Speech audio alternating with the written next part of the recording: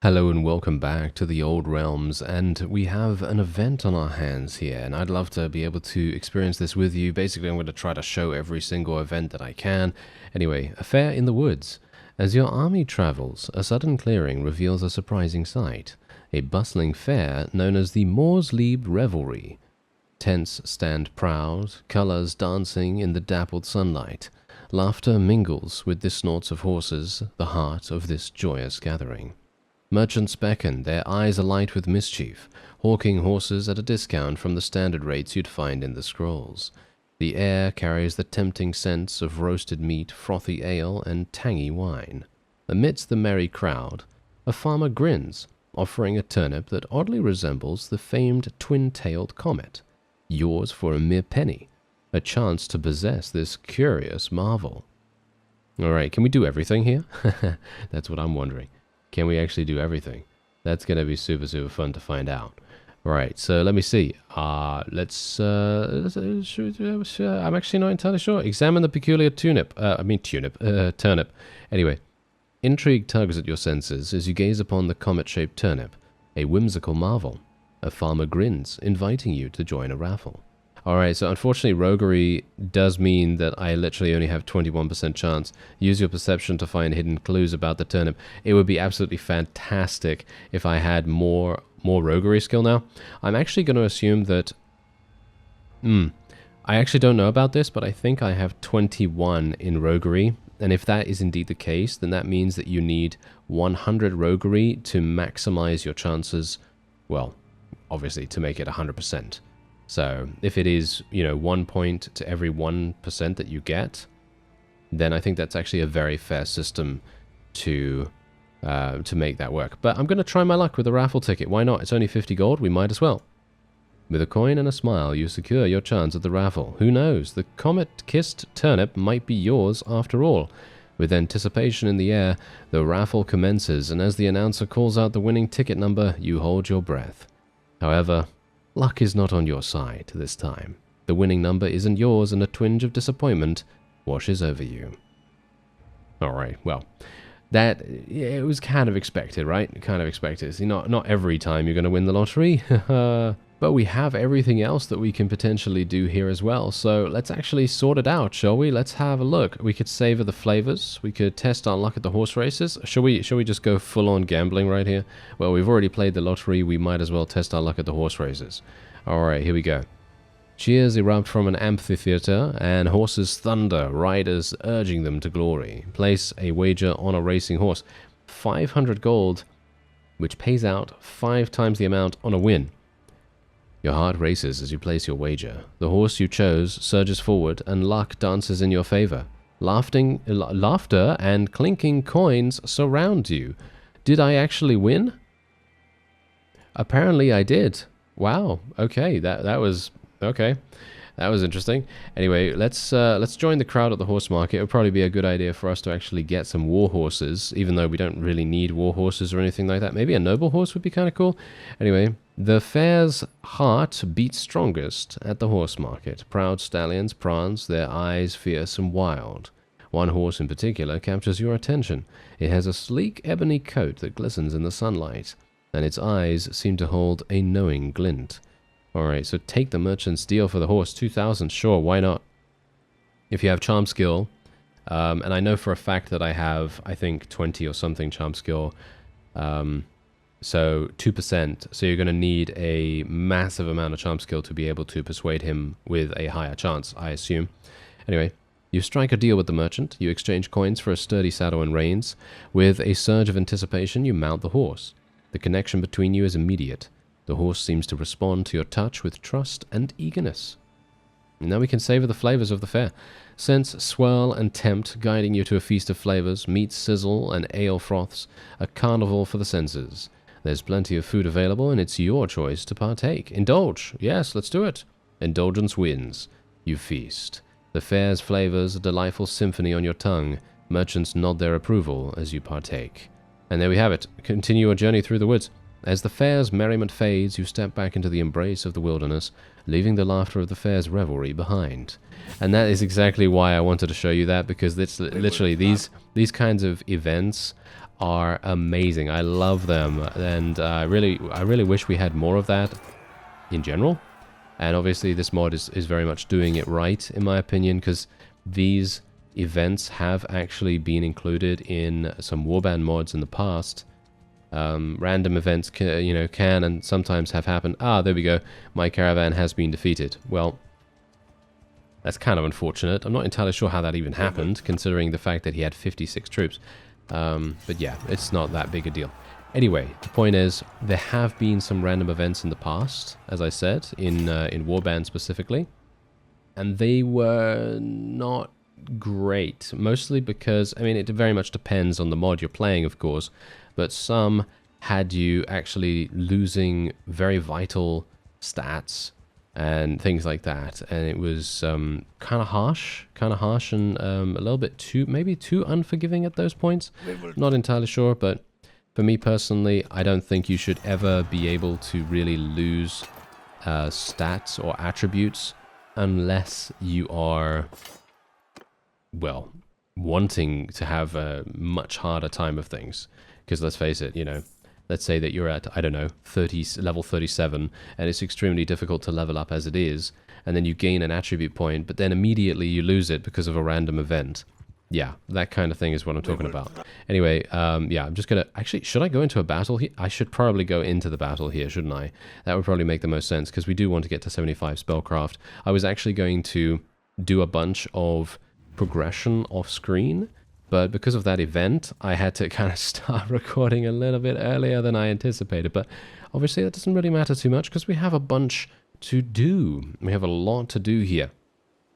And if I can actually level my spellcraft to 75, we will be in a wonderful, wonderful situation where we're actually going to be able to level or rank ourselves up to adept level spells. And that means that we're going to have an even greater chance to eliminate enemies and level up our spellcraft even faster.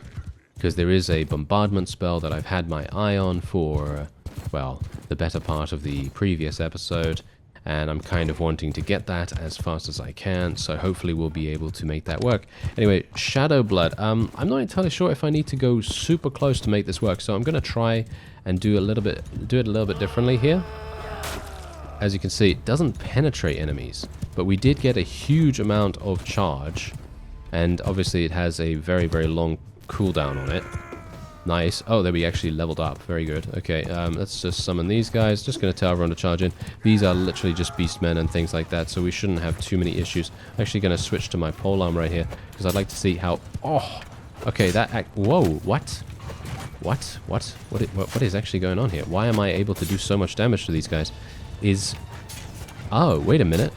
10% damage was magical. Oh, yeah! I remember, because I actually gained a bunch of career points. That's making a huge difference to our overall damage output now. Oh yeah, because I actually spec'd into the arcane section of my career points menu, and that has now provided me with an additional 10% physical damage and an additional 10% magical as physical. At least that's what I've seen. So I am extremely pleased about that. That's really, really cool. Because that means that now when we face much higher tier units, we're actually going to be able to, possibly hold our own against them, and we won't have to rely on our own units as much. Anyway, I did take some pretty significant damage here, but obviously preventive medicine is going to come in mighty handy, hopefully. Anyway, there's 10 renown. We also gained, look at that, 41 troops. Actually can't even take all of them, which is pretty hilarious, and that's actually something that I was wanting to touch upon as well. I'm not entirely sure if I should really be recruiting as many skeletons as I am, because while they do become horsemen, and the horsemen are not bad, they're actually alright. I'm actually going to be taking a look at the troop tree in just a second, because I haven't actually shown the troop trees, and someone said that they'd like to take more of a closer look at our own troops. So that's what I'm going to do. I love these menus, by the way. All of these custom icons and everything is super, super cool. Anyway, as you can see, these are all the factions and cultures that we have available in the mod at the moment. We even have dwarves, really? Ah, yeah, they haven't been done yet, as you can see. Yeah, they haven't been done yet, but they will be done, no doubt, sometime in the future. Really looking forward to seeing some of those. I am actually very much looking forward to seeing the orcs. I think they are going to be super, super cool. But yeah, anyway, vampires, there we go. And let's have a look. Where are the skeletons? There we go. There's the skeleton. So this is basically our skeleton troop tree right here. And this is basically what I'm usually doing is I'm leveling the skeletons into swordsmen, into warriors, and then crypt warriors, and then grave guards, and then grave guards, then shards. However, I feel like it would probably be a better idea nowadays, now that I know that you can actually level these guys up without utilizing a horse, because I thought that you'd need horses, but obviously they've changed that in this mod. So, you know, that quality of life improvement has basically now told me I should literally be leveling every single skeleton into a spearman instead of the other way around. So that's really making a huge difference. Otherwise, apart from that, we should probably take a look at the noble units as well. So where are the noble units? I think they are here. Oh, tier 8. These guys can get to tier 8. Wow, okay, yeah, some of these guys can get to tier 8. That's absolute insanity.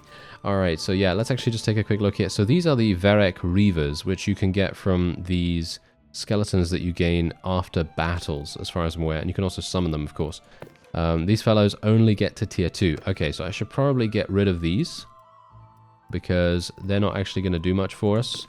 These fellows can stick around because they have 180 in all skills. These fellows, how are they doing? 150 in all skills. That seems pretty decent. And these fellows are the nobles right here. These fellows are the nobles, as you can see right there. And you can recruit these, of course, from villages that are tied to castles. And then I assume, yeah, these roaming undead, they can go. We need to make sure that we're keeping all of our forces relatively high tier. We do not want to, you know, spend much needed, you know, army size on units that can't level up past tier 2. Because that just doesn't make sense, right? Doesn't make sense. We want to be almost infinitely scalable, or try to be as scalable as possible. And so doing it this way is hopefully going to make quite a bit of sense. Anyway, look at this. We've actually gained a significant amount of perk points as well. So let me actually just take a quick look here. Okay, we probably... I'm now thinking, do we... No, we're going to go for Drill Sergeant, because +4 daily experience for tier 4 plus troops, I don't think that really makes that much difference, but +2 daily experience for regular troops, and I'm talking about tier 1, tier 2, etc., that's probably going to make a bit of a difference. Maybe they're too easy to level up, I don't know. But there we go, we're going to gain access to adept spells now as well, which is very nice.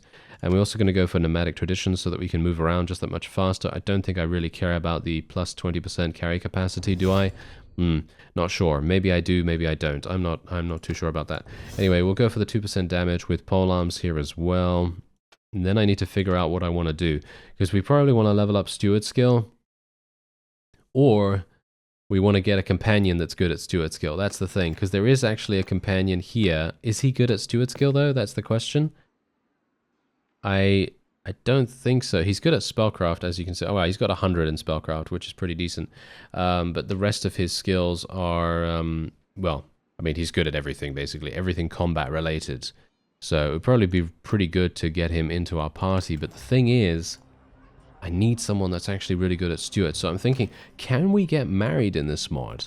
That's the question. Can we get married? Because I'm thinking to myself, oh yeah, maybe that's going to make, you know, maybe that's going to make a difference. Maybe that's going to be something that we want to do. So I'm actually just going to sell all of this armor. As you can see, we're just going to be making absolute bank right here. 44,000. And oh, hello. There is a masterwork old spear here. This is looking good. Okay, I'll use that instead of the one that we were using beforehand. And I'm going to... I was actually kind of thinking that I liked this spear a great deal. So what I'm actually going to do is I'm going to lock this so that I don't sell it by mistake. And then we're just going to sell the rest. 53,000 right there that we're gaining. And let's just take a quick look at this. Okay, yeah, let's just sell this stuff. Actually, I was keeping that iron ore for a reason.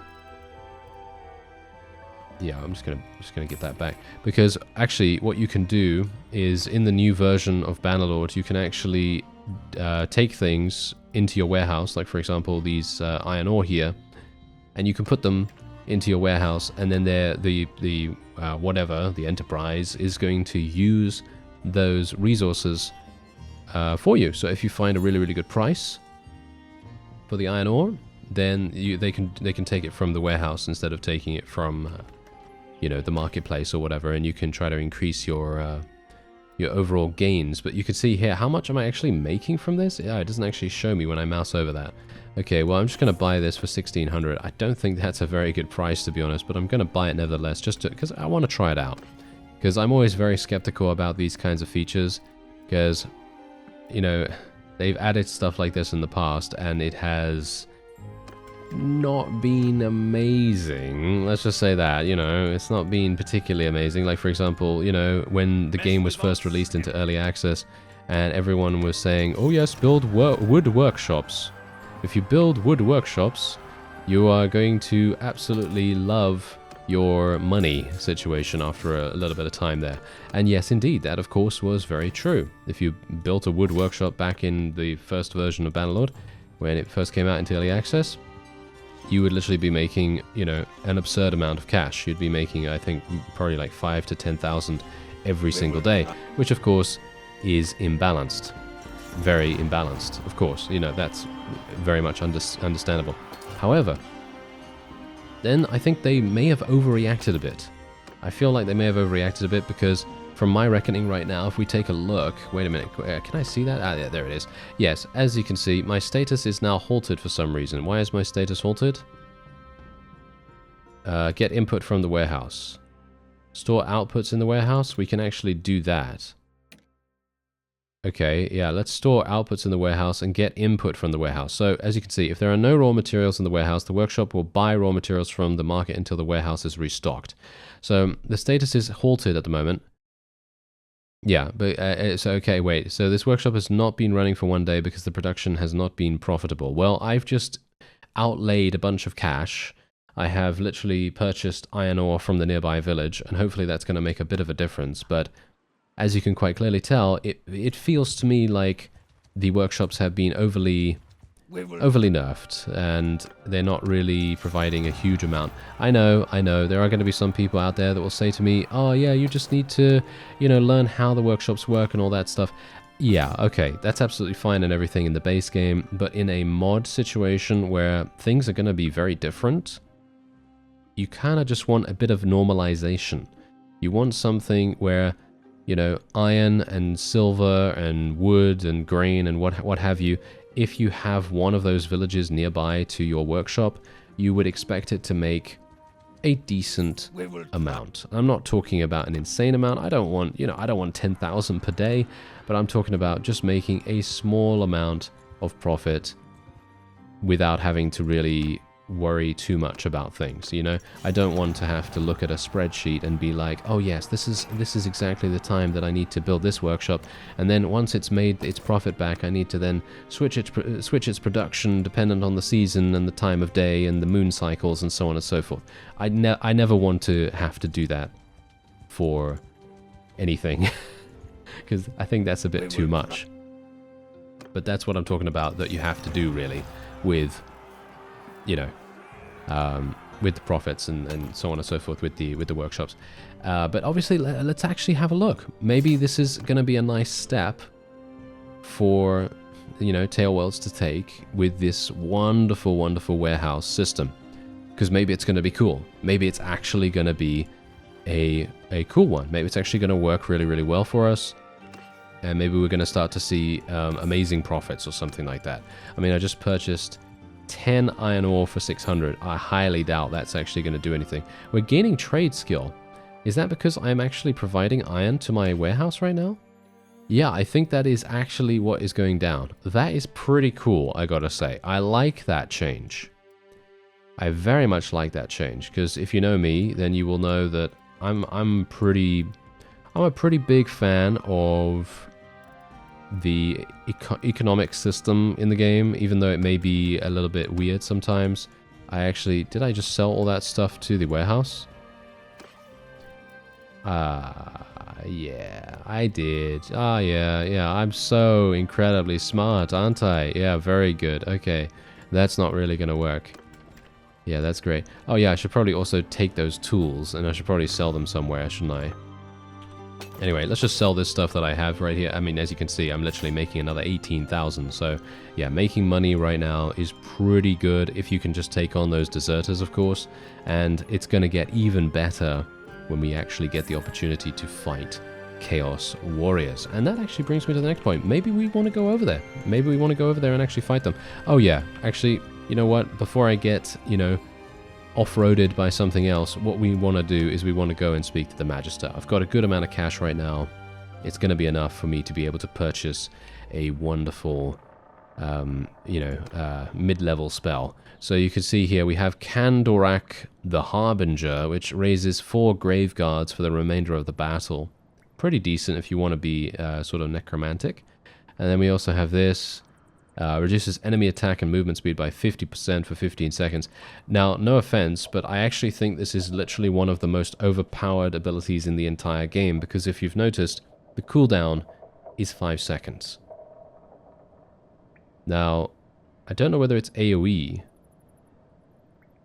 I'm not sure. Okay, so here's the thing. I'm gonna retract my statement real fast. I think it's overpowered, which is fun, in my opinion. Don't get me wrong. I don't want any of these things to be nerfed if they're too powerful, because it's a single-player experience. I don't think that really matters too much, because you can obviously decide on if you want to use this or not. But anyway, the point is, if this is a single-target ability, then it's balanced. If it's a multi-target ability and it affects a wide area, let's face, like, an entire army, and you just debuff them for 50% of their attack speed, yeah, then you're probably going to think, okay, yeah, this is quite strong. So yeah, that's definitely going to be a big deal. Also, allies in the area regenerate health over time. That's super good too. And what is this? A missile. Okay, let's have a look at dark magic real quick. Yeah, I wanted this. I wanted Soul Rain, as you can see right there. We could also go for Power of Darkness, which does provide 20% additional physical damage bonus for 15 seconds. However, the cooldown is 30 seconds, so you can't keep it up all the time, which would be pretty cool, but obviously that's the balancing of it. So I'm actually going to be purchasing Soul Rain here, because Soul Rain sounds super fun. Is there anything here that I want in minor magic? Do I want anything here? Dust Storm, dry winds from the desert knock down enemies and apply minor damage. No, I'm not really looking forward to that, to be honest. What I am really looking forward to, though, is this. I really want Screaming Skull super badly, so now that I have Soul Rain, hopefully that's going to make a difference. And we can also buy some scrolls if we want to. So basically what we can do is we can, read some scrolls, and then we're going to be gaining some experience. So you can take a look and see exactly what it's going to provide. 5,000 skill experience.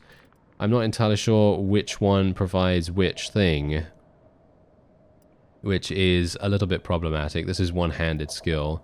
Need for speed, I assume, is literally riding skill. Yeah, riding skill. So you can kind of tell from the name of the book. But I personally, for me, I would actually like to see, I don't know, maybe like a small icon or something like that that actually indicates what it is for, because otherwise I'm going to be consistently looking over here and being like, oh, okay, does it actually give what I need? Oh yeah, this gives 2,000 spellcraft. It also gives 5,000 gunpowder and 2,000 roguery. Okay, well, this is the Winds of Magic right here, which gives 5,000, so I think I'm probably going to buy that. That seems like a pretty decent scroll to buy. I'm not entirely sure how much that's actually going to give me, however. I mean, we know that it's going to give me 5,000 in spellcraft, but how much is that actually in reality? Because if you take a look here, we can't actually see the progression bar for spellcraft itself. Oh, we can. Oh, there it is. Ah, never mind. Okay. Yeah, so as you can see, it is going to give me about, what, 1.5 levels or something like that? Which is... I'm not entirely sure. It doesn't seem that powerful, but... Anyway, oh, you gain double experience from reading books. Oh, now that's absolutely fantastic. Every companion in your party gains 1,000 experience and a random skill per day? What? What? Okay. I'm gonna have to get, I will have to get Storyteller, and I will have to get some more companions once that happens. I mean, I personally feel like what I'll do is I'll get Librarian, get double experience from reading books, and I will read my scroll. I'll gain 10,000 in Spellcraft, which obviously is absolutely great, and then we'll respec out of Librarian and get Storyteller instead. And then we'll be able to, you know, get our companions powered up significantly from that. That is amazing. Okay, that is... Oh, yeah, I'm very much looking forward to that. Okay, so yeah, apart from that, we should probably go for Steward Skill, shouldn't we? We should probably go for some Steward Skill, because we're kind of capped out on that at the moment, and I'm not entirely sure when we're even going to be able to get a person that can help us with Steward Skill, so I kind of have to take that burden on myself. Did I actually sell all my trade goods, by the way? I think I actually need to end up doing that. No, I actually did do that. I apparently actually did do that, surprisingly enough. Okay, I didn't realize that I did, but there you go. All right, maybe I did it wrong, and now I'm forgetting. But yeah, anyway, we want to now try out our spell, do we not? So I'm thinking we're going to go over to, well, I have no idea where to go over to. And also, do I have some more career points? I do. A 10% cost reduction for spells. Increased positive relation gains by 20%. That also does provide us with significant benefits otherwise. Apart from this, we could go for all vampire troops' wages reduced by 15%, which might actually be pretty good, but I'm not really hurting for money at the moment, so maybe it's not necessary. And I'm thinking we'll probably go for this, because as you can see, Mistform scales with Spellcraft and recharges Winds of Magic. So I'm thinking we'll probably go for this. Just purely for the fact that, well, 10% cost reduction is relatively good as well, because that means I'm going to be able to cast more spells, hopefully. And I kind of want to fight a really large band of troops. This is not a very large band of troops, unfortunately, but I'd kind of want to test out my spell anyway, just because it's going to give me a good opportunity to learn how it works under a slightly no-pressure environment, although, to be fair, it's probably still going to be quite pressurizing. So let's actually have a look. Okay, so, ooh, it's a small area. Okay, it's a small area. Right, well, it is an adept spell. It's not a master spell or anything like that, so of course it's not going to be, you know, super massive. But the problem is, how am I going to make this work? Okay, that's how it's working. Alright. Oh, it actually does massive damage. It actually does really good damage, but it doesn't last for that long, as you can see. So that's unfortunate, but yeah, Shadow Blood is doing how much damage? 69 damage, actually. And I don't have any magical bonuses whatsoever, as far as I'm aware, apart from maybe from my career skill tree. So that's actually pretty cool. And maybe I can just cycle through my spells and actually just use those all the time. Okay, so I don't have enough. Yeah, I don't have enough. Yeah, oh, that's unfortunate. Don't have enough mana to be able to use the remaining things, but oh well, never mind. Seems like Shadow Blood is more of a single target ability. Did 77 damage though there, which is not too bad. And we did level up our spellcraft a little bit, but I can imagine that this is going to be a lot better if we're actually up against an enemy force that is actually going to hold position for at least a little bit of time. Because if they hold position, you know what's going to happen. We're just going to have the ability to rain down all kinds of death upon them, and it's going to be wonderful experience gains from that. So that's kind of what I'm going to attempt to do right now. So I'm thinking what we'll do is we'll probably head on over maybe to the Chaos Portal. I'm thinking maybe the Chaos Portal would be a good way for us to earn some extra... Oh, wait a minute. Oh, this is looking good. Oh, yeah, nice. Okay, this is actually real nice. Look at that, 131. This has the opportunity for good amounts of experience, but it's not guaranteed. So we'll see how that goes. Actually, I don't even know whether I have enough. Oh, do I have enough mana to be able to use it? Yes, just about. Okay, just about. Bear in mind, I don't actually have the ability to regenerate my Winds of Magic resource just yet, but hopefully I will do in time. So yeah, anyway, Soul Rain. Let's actually just get my forces to charge in there as well. Let's just do this. It's actually pretty good, as you can see. It's actually pretty good, even though these enemies are moving, of course. I mean, you know, I wasn't expecting to kill many there, but I actually think that that was not bad, considering, you know, and also the fact that I don't have any way of increasing my damage at the moment. I mean, I think I've just got one thing that increases my damage. So that's obviously going to make a pretty big difference in general to its effectiveness and to, you know, how fast we're able to kill things with it. But that's the point. If I had some necromantic gear or I had some wizard gear or something like that, obviously I don't really want to wear bright wizard gear if I can help it, because that's kind of not our thing at the moment, is it? No, we're not working for the Empire or anything like that, so it's kind of like, yeah, well, not really wanting to do that. But anyway, are my forces not charging in? Did I not charge them? I thought I charged them. I really thought I charged them, but apparently I did not. But that has given me an opportunity to try and get some more get some more skill points, I suppose. So I guess it's not all bad. We are going to get the opportunity to, you know, earn more career points as well. And that just obviously means that I need to wait on the main map for a little bit of extra time. Because, of course, that's what we're going to need to do if I want to get my Winds of Magic back. And, you know, I can't be impatient, even though I am being quite impatient about that. Anyway, let's see what we can do here. I'm obviously going to make sure that we just get over to the nearby town. Because as far as I remember, the Chaos Portal is around here. But I could be wrong. My memory is not great, and it has been over a year that I played this, and they may have changed the positioning of it. But as far as I'm aware, someone did mention to me that it is still available to fight these guys, but I can only hope that it's in the same place. And if it isn't, well, then I'm just going to have to try and find it somewhere. Anyway, I'm just going to sell some stuff before we move on. I'm actually just going to check real fast to see whether there's any helmet here that is actually any good. No, doesn't seem particularly good right here. What else do we have? Belinda, she has... Okay, well, I mean, this is not going to save her. Let's just, you know, let's be honest. That's not really going to help her that much, unfortunately. But it's better than nothing, I suppose, right?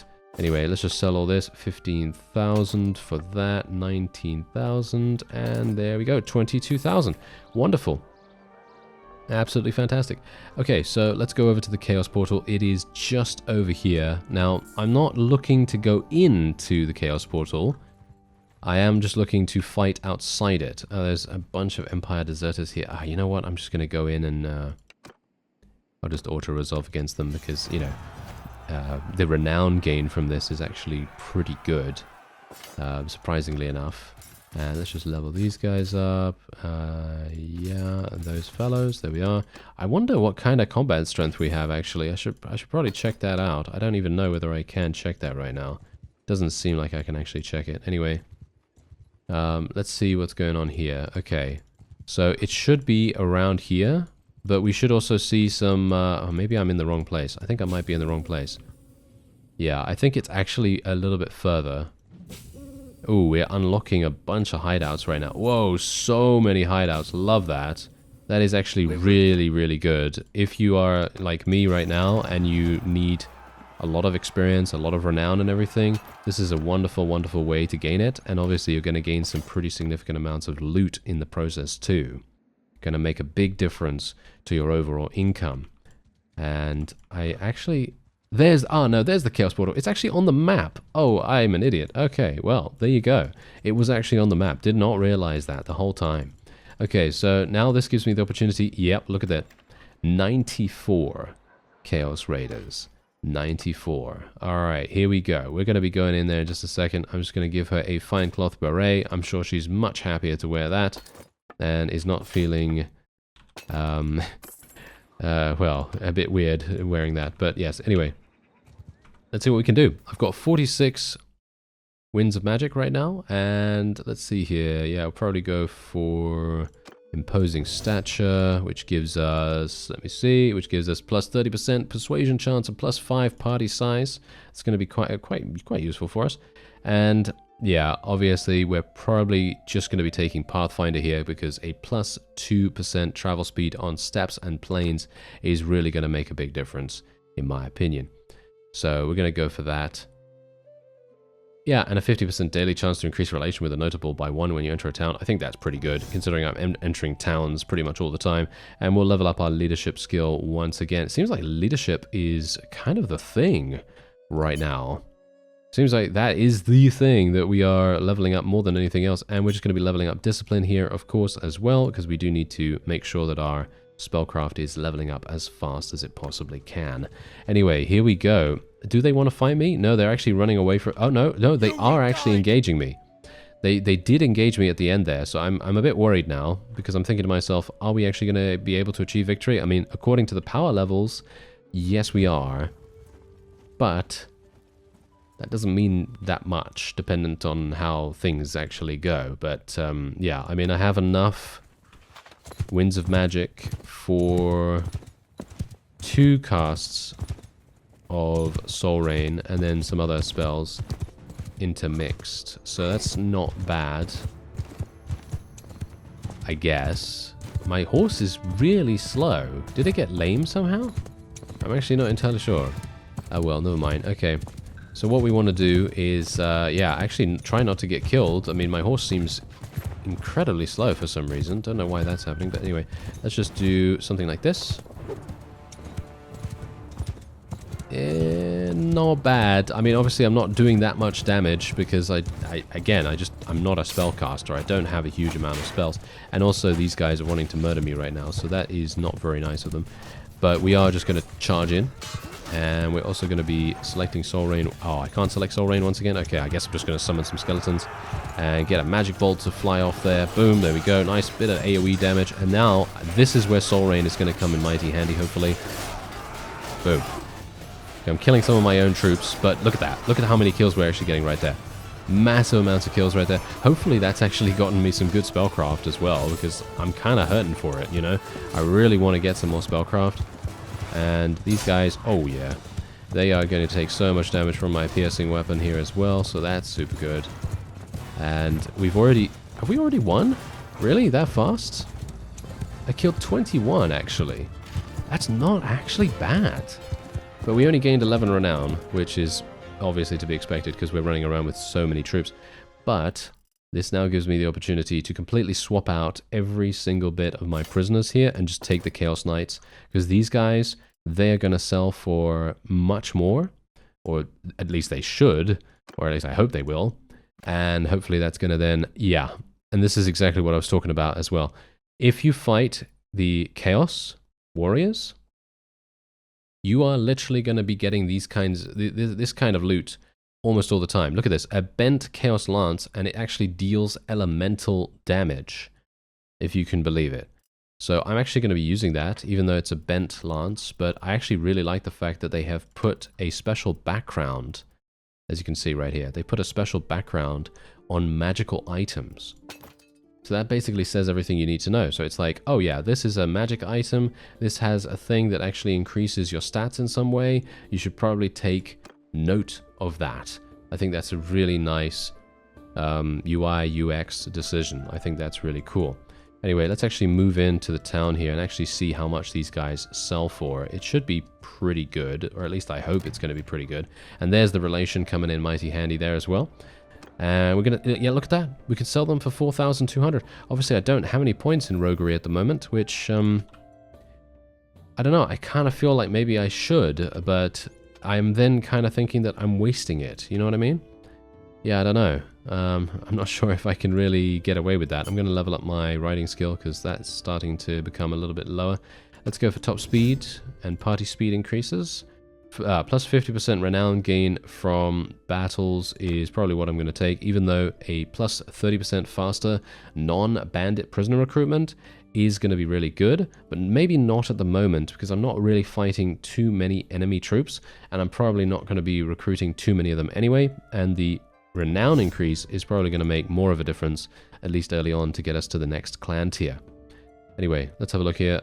Yeah, we're going to go for 25% chance of dismounting enemy cavalry with a heavy hit, and obviously plus 10% damage by infantry in your formation against cavalry. I think that seems pretty good. And apart from that, did we level up?